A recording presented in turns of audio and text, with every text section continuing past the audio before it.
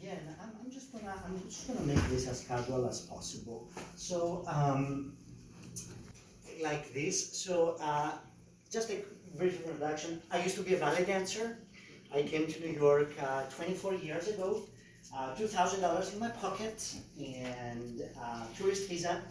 I got a green card in just 4 years. I was on Broadway in just 4 years.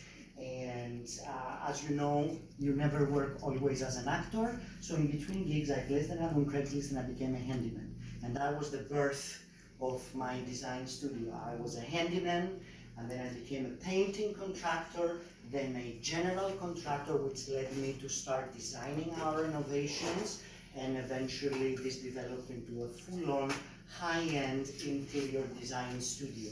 So, here I'm skipping, as I said, the first part of the presentation because just want to talk a little bit about our style. Is always homes that are layered in luxury with vibrant notes, and in our interiors you will always find balance, contrast, and movement, right? I used to be a dancer, so therefore movement is an extremely important way of expressing myself through this work that I do for our clients.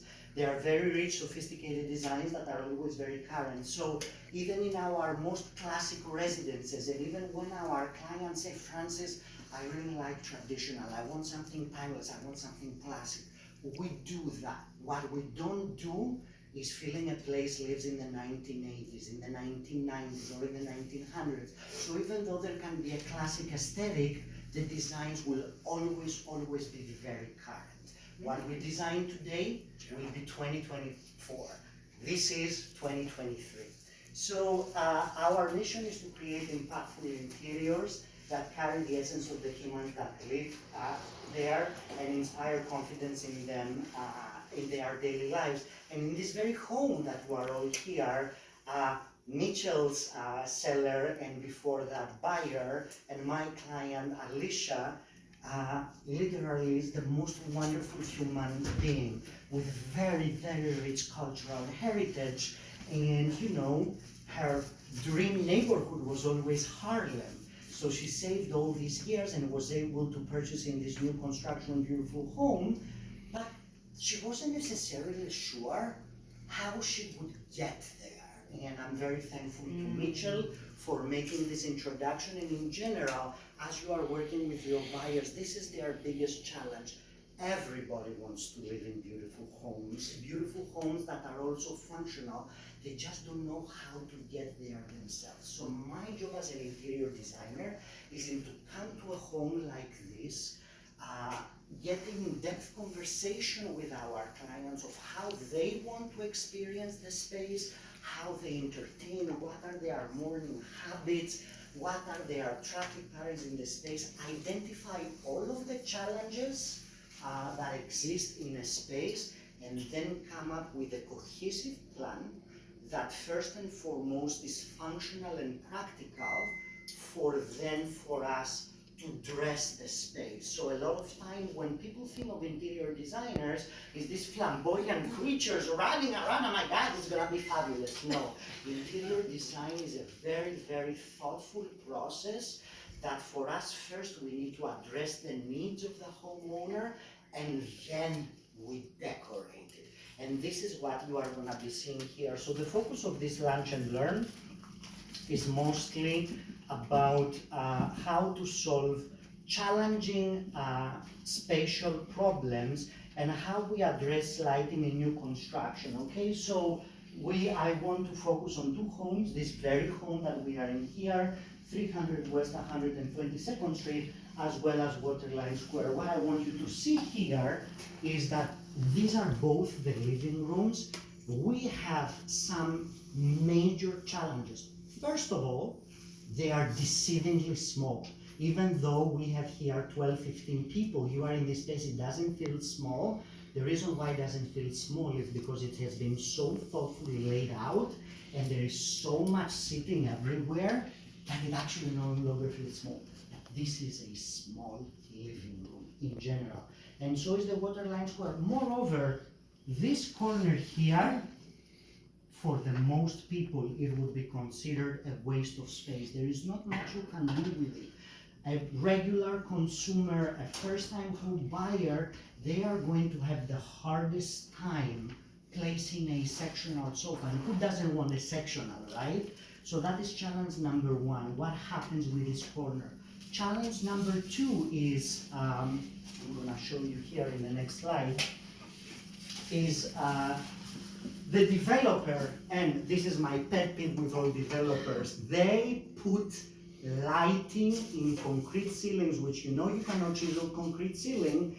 It never makes sense. It's never centered anything. So what happens in this space here, aside from the challenging angles that it has, is that the actual lighting fixture in the space for the living room was here.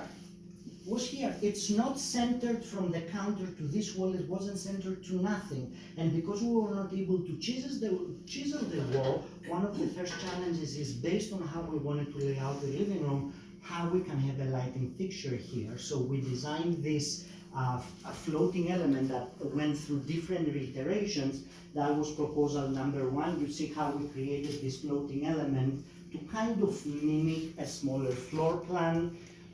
Then we had another one that is completely offset, but then we ended up, since we are going to have all these curves, to actually have what you see here today. And I want to show you through construction. This is where the developer had the electricity. This is before we put the cap of this element, and this is how it is done. So this is one of the things that as a design studio we offer, is we find creative ways to illuminate the space when you are really, really limited.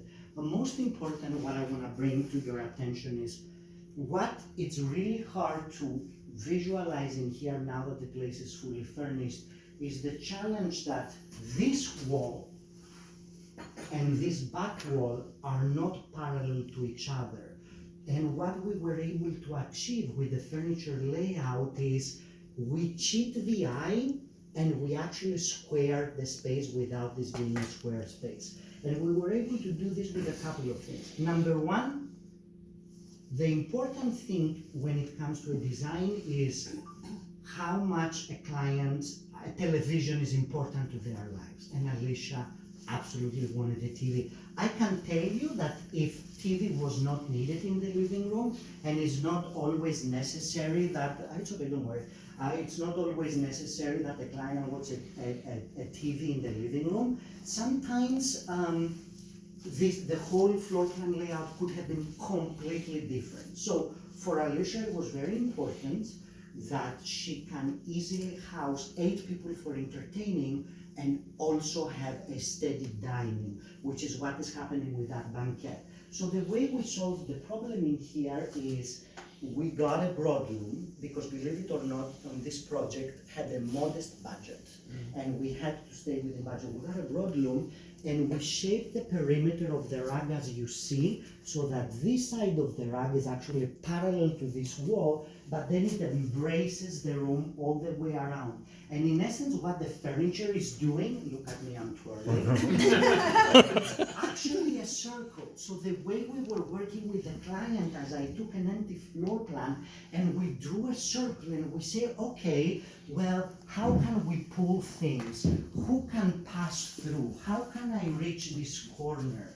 And also, in a steep angle like this, what you want is you want to be able to grab a chair, sit here, and moreover it swivels so that you can have coffee and feel like you are in the clouds and enjoy the spectacular southern views. So this is a little bit of the thought process of how we create furniture layout, because there is never a right or wrong way of laying out something. What matters is how does a homeowner want to experience their own space, what their needs are, and my job is to make that work for them.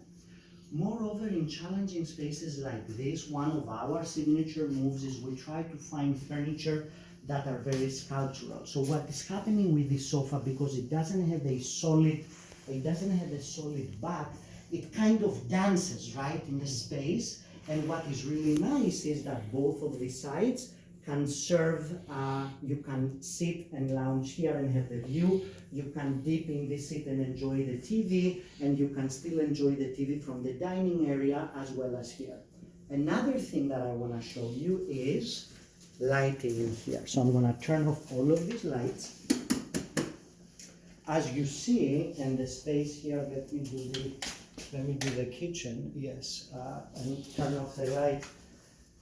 The space can be fairly dark, right? And today is a cloudy day, which helps a little bit the presentation in general. Aside from having a lighting fixture, what we do very often is our millwork becomes a lighting fixture in the space. Perhaps you did not realize the amount of light that is coming right from here.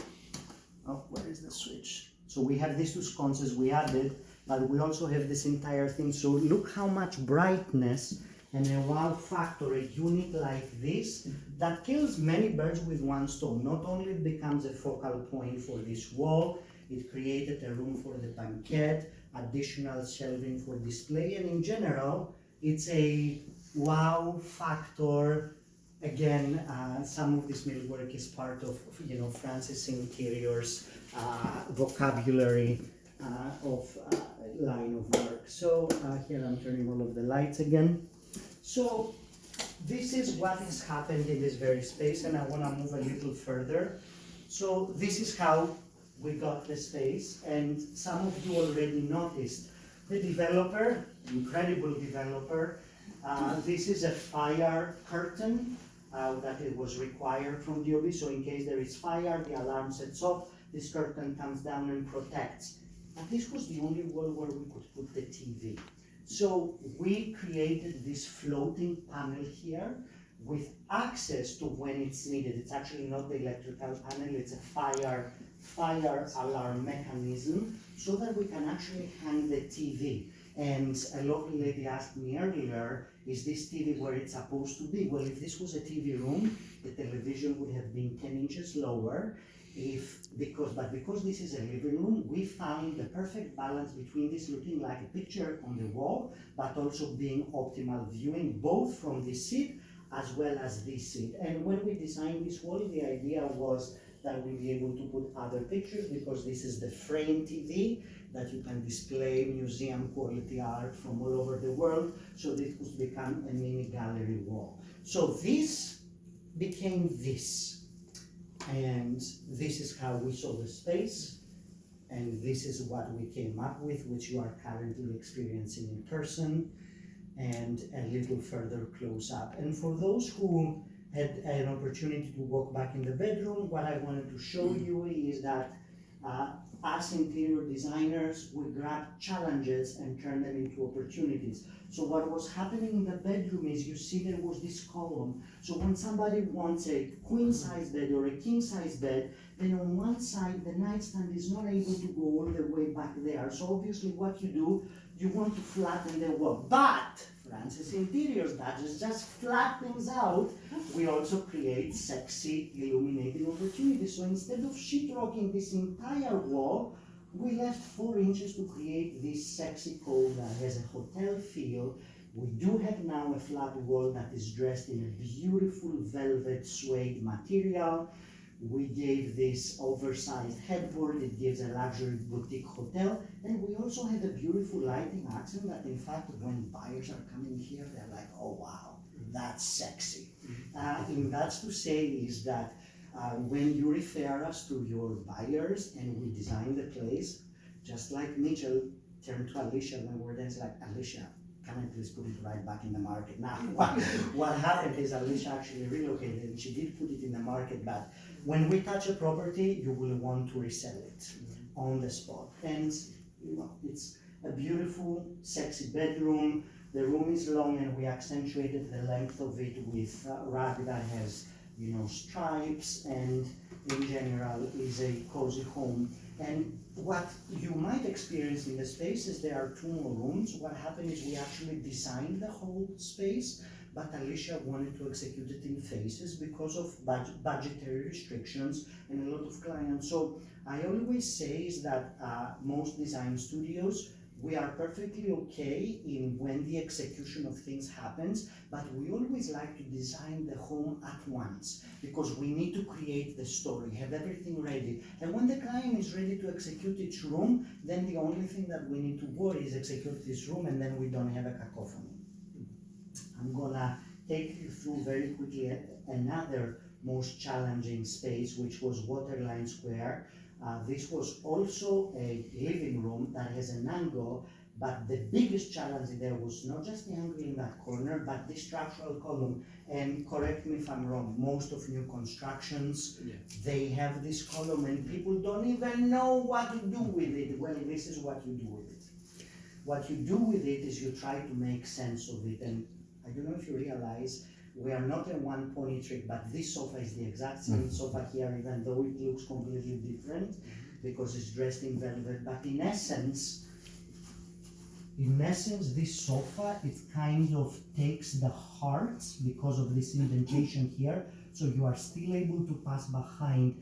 Exactly right here, as you see in this corner, is two chairs. They also swivel, so literally in the morning coffee on the 32nd floor, they are in the clouds, and when sunset hits from New Jersey in this incredible skyline, the colors that are beaming in there are just spectacular. And this is what you are seeing here. And one of the ways that we address lighting, so as real estate professionals, one of the things that I would like to tell you is do not encourage your clients anymore to drop ceilings and make it like Swiss cheese with holes and hi-hats. These hi-hats is such a thing from the 1980s, 1990s.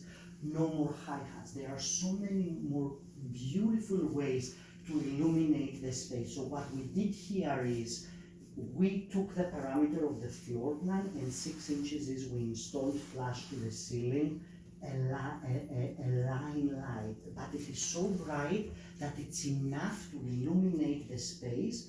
And what most of the times is a challenge, we actually gave it some drama. So we did put 2 spots that are illuminating this column, so at night it becomes super sexy. And another illuminating element is this bar, which is on that side of the spot. So again, furniture, and where we place lighting with this furniture is a way to illuminate condominiums without doing this old-fashioned traditional way. Hats, and here you can see how the space. Francis, did you put those into the ceiling?